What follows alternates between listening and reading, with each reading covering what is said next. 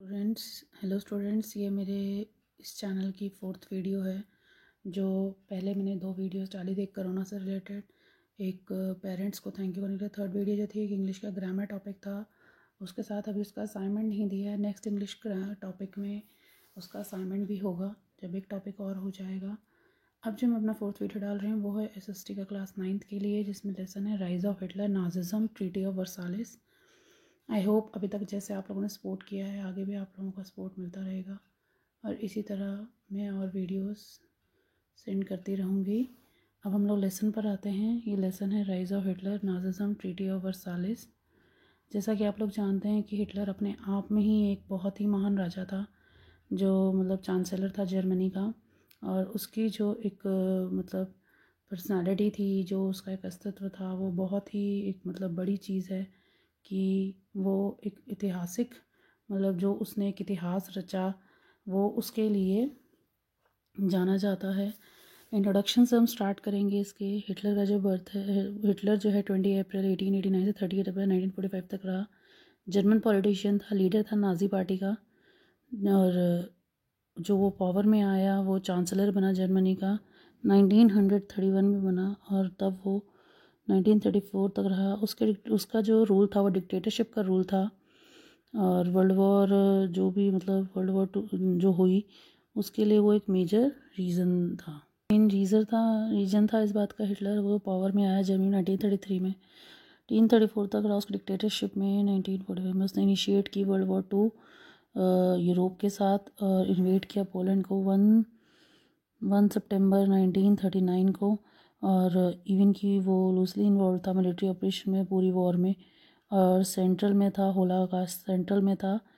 और इसके अलावा जो उसमें सेकेंड वर्ल्ड वॉर के बारे में हम पढ़ेंगे। इसके बाद ट्रीटी ऑफ वर्सालिस। ट्रीटी ऑफ वर्सालिस एक मोस्ट इम्पॉर्टेंट पीस ट्रीटी थी जो वर्ल्ड वॉर 1 के बाद हुई थी।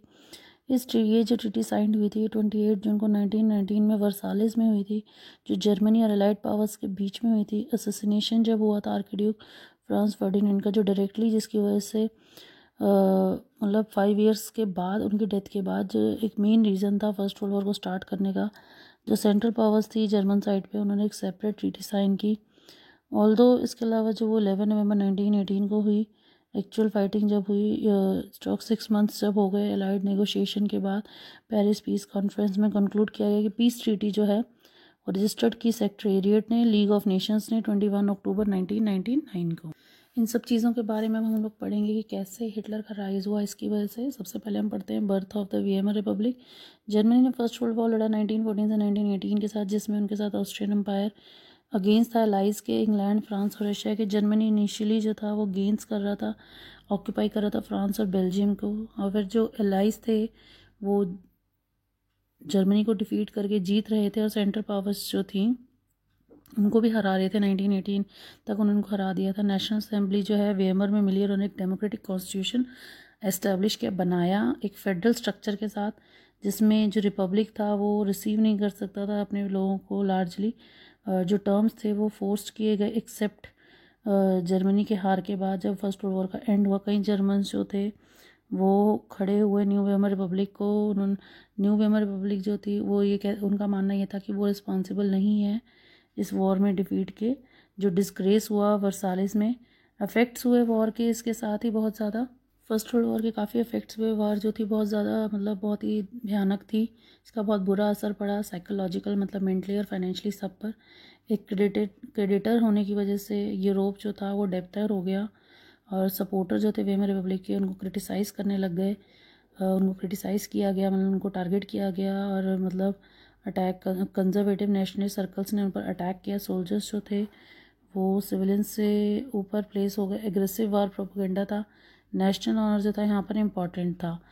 पॉलिटिकल रेडिकलिज्म था। इकोनॉमिक क्राइसिस आया उस टाइम। बर्थ जो हुआ वेमर रिपब्लिक का वो अपराइजिंग थी, स्पेक्ट्रस लीग की जो पैटर्न था बोल्शेविक रेवोल्यूशन का रशिया में। स्पेक्ट्रिस्ट जो थे उन्होंने फाउंड की कम्युनिस्ट पार्टी जर्मनी में। पॉलिटिकल रेडिकलेशन जो था वो बहुत ज़्यादा हाइटेंड हुआ इकोनॉमिक क्राइसिस में 1923 में। जर्मनी ने रिफ्यूज़ किया कि वो वॉर के रिपेरेशन को पे नहीं करेंगे, और फ्रांस का जो ऑक्यूपाइड या लीडिंग, क्योंकि वो एक लीडिंग इंडस्ट्रियल एरिया था रूर, उसको फ्रांस ने उसके एरिया को ऑक्यूपाई कर रखा है।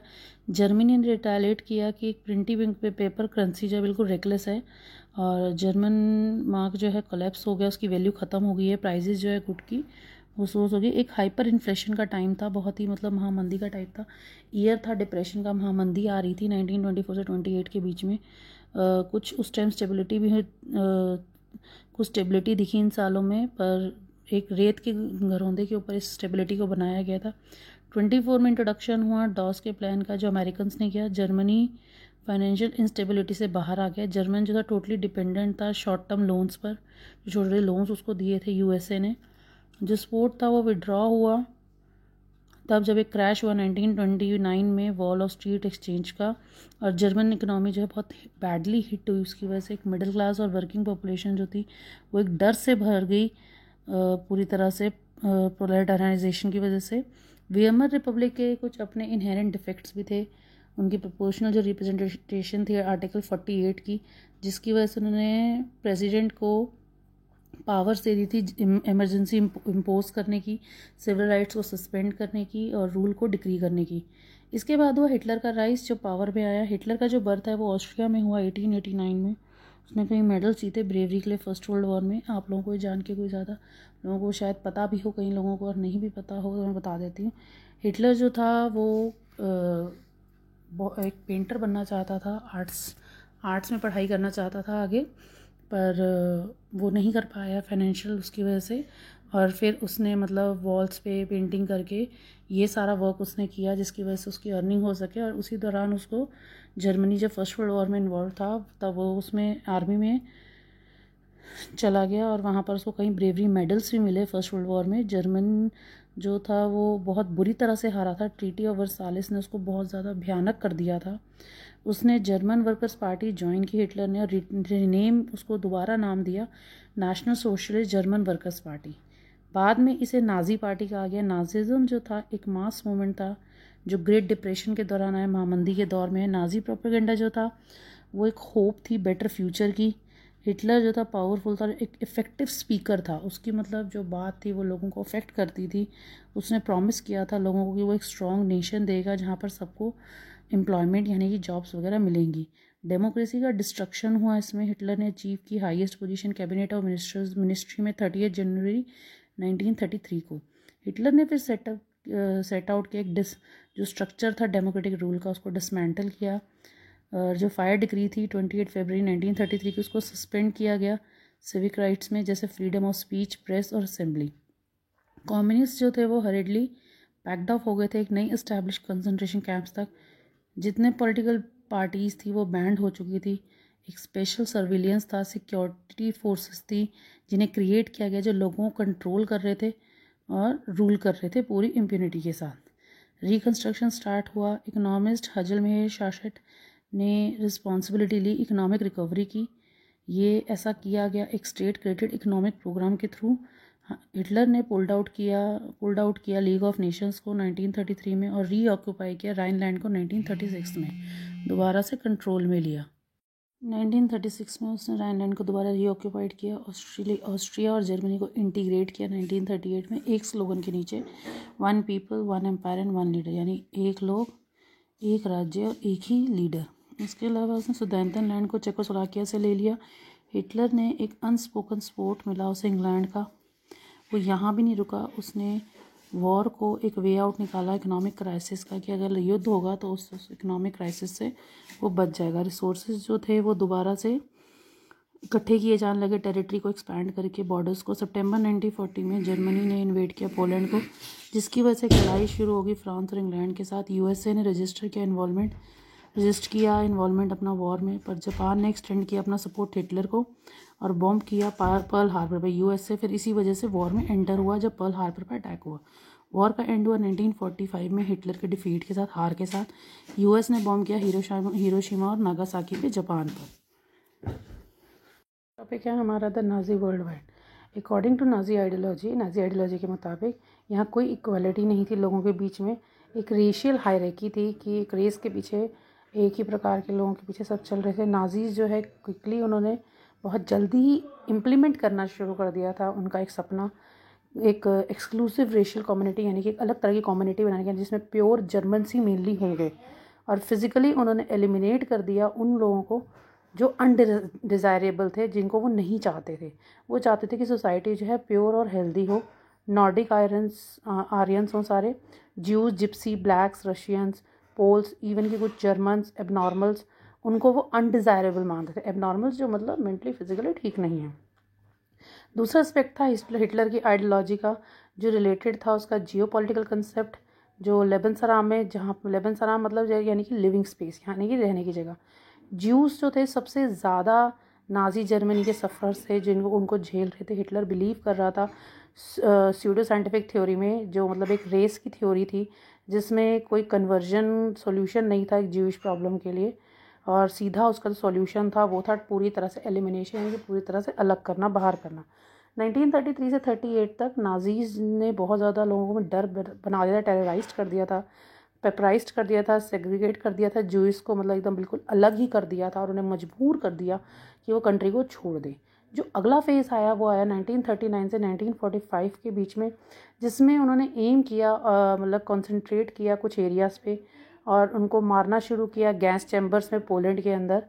गैस चैम्बर्स के अंदर मतलब जो उनके लिए अनडिज़ायरेबल था उन्हें गैस चैम्बर्स में बिठा देते थे, और गैस मतलब एक पॉइजनस गैस को छोड़ देते थे, और जिसकी वजह से लोगों की डेथ हो जाती थी। एक नेक्स्ट है रेशियल यूटोपिया, जेनोसाइड और वॉर। ये दो साइड्स, दो सिक्के के दो पहलू थे। एक तो जो पोलैंड उन्होंने ऑक्यूपाई किया था, जो अपने कंट्रोल में लिया था, उसको पूरा डिवाइड करना था। पोल्स को फोर्स किया गया कि वो अपना घर छोड़ दें, अपनी प्रॉपर्टी छोड़ दें, ठीक है। जो एथनिक जर्मन्स हैं, जो मेन प्योर जर्मन्स हैं, उन्हें जो यूरोप ऑक्यूपाई किया हुआ वहाँ से उन्हें लाया जाए। ताकि उसके बाद का टॉपिक है यूथ इन नाजी जर्मनी, मतलब जो यंगस्टर्स थे उनका क्या था नाजी जर्मनी में। हिटलर जो था एक स्ट्रॉन्ग नाजी सोसाइटी को इस्टेब्लिश कर रहा था, बना रहा था, ताकि नाजी आइडियोलॉजी वो बच्चों को पढ़ा रहा था। जितने भी स्कूल्स थे उनको जर्मन टीचर्स दिए गए। चिल्ड्रंस को दो ग्रुप में डिवाइड किया गया, डिज़ायरेबल और अनडिज़ायरेबल, यानी कि जो बच्चे उन्हें चाहिए, जो उनके लिए इच्छा, जो उनके लिए हैं, उनके लिए ज़रूरी है। एक अनडिज़ायरेबल जो उन्हें नहीं चाहिए। टेक्स्ट बुक्स को दोबारा लिखा गया। फंक्शंस जो थे स्पोर्ट्स के स्कूल्स में, उन्हें उसमें वो लोग वायलेंस और एग्रेशन, यानी कि अहिंसा, हिंसा और एग्रेशन यानी गुस्से की भावना को उन्होंने बढ़ाने के सोच कर, उस स्पिरिट को बढ़ाने के लिए उन्होंने स्पोर्ट्स को, फंक्शंस को ऑर्गेनाइज़ किया। स्पोर्ट्स के जो फंक्शन थे, 10 ईयर ओल्ड को जंग वॉइक में एंटर करना अलाउड था। 14 की एज पे जितने भी बॉयज़ थे वो हिटलर यूथ को ज्वाइन करते थे, और 18 की एज पे वो लेबर सर्विस को ज्वाइन करते थे। नाजी कल्ट ऑफ मदरहुड, मतलब कि नाजीज़ का जो था, नाजी कल्ट जो था मदरहुड, यानी कि जो वुमेंस के लिए था, उन्हें बताया गया कि वो अच्छी माएँ बने और प्योर ब्लडेड आर्यन चिल्ड्रंस को बर्थ दें और उनका पालन पोषण करें। उन्हें इनकरेज किया गया कि वो ज़्यादा से ज़्यादा बच्चों को पैदा करें, बर्थ करें। आर्ट और प्रोपागेंडा था कि नाजी रेजीम जो थी वो लैंग्वेज यूज़ करती थी, और मीडिया वो बहुत केयर के साथ यूज़ करती थी, और एक ग्रेट अफेक्ट भी था उसका। वो जो फिल्म्स, पिक्चर्स, रेडियो, पोस्टर्स जो भी यूज़ करते थे, जिस उनके थ्रू वो ज्यूज़ के प्रति नफ़रत फैलाने की कोशिश करते थे। क्राइम्स जो हुए, ह्यूमैनिटी, इंसानियत के अगेंस्ट जो क्राइम्स हुए, पीपल जो लोग थे वो वर्ल्ड को नाजी की आंखों से देखने लग गए, नाजी लैंग्वेज बोलने लग गए। एक टाइम पर ज्यूज़ जो थे वो भी नाजी स्टीरियोटाइप्स को बिलीव करने लग गए, उनके बारे में जो नाजी सोचते थे उस चीज़ को विश्वास करने लग गए। नॉलेज अबाउट द होलोकॉस्ट, ये सिर्फ वॉर के एंड होने के बाद हो सकता था। जो लोग थे वो जानते थे कि क्या हुआ है। ज्यूज़ चाहते थे कि वर्ल्ड जो है एट्रोसाइट्स के बारे में, जो वो दुख झेल रहे हैं उनके बारे में जाने, और नाजी किलिंग ऑपरेशन जो है उसके बारे में, नाजी किलिंग ऑपरेशन के दौरान जो उनका बुरा व्यवहार हो रहा है वो ये सब जाने। वो सिर्फ चाहते थे कि वो रह सके, रहें, और मतलब वो कुछ मतलब ऐसे घंटे जिसमें वर्ल्ड को बताते कि होलोकॉस्ट क्या चीज़ है। इसके बाद जो है आपको मैंने वेरी शॉर्ट क्वेश्चन आंसर्स दिए हैं, शॉर्ट क्वेश्चन आंसर्स दिए हैं, long answer type question answers दिए हैं, हिंदी में भी ट्रांसलेट करके दिए हैं हिंदी मीडियम स्टूडेंट्स के लिए। और मेरा ये वीडियो यहीं तक ही है। I hope you like the explanation. If you like it, please like and subscribe my channel for giving me your full support and love, so मैं आपको आगे और ज़्यादा इन्फॉर्मेशन पास ऑन कर सकूँ। Thank you.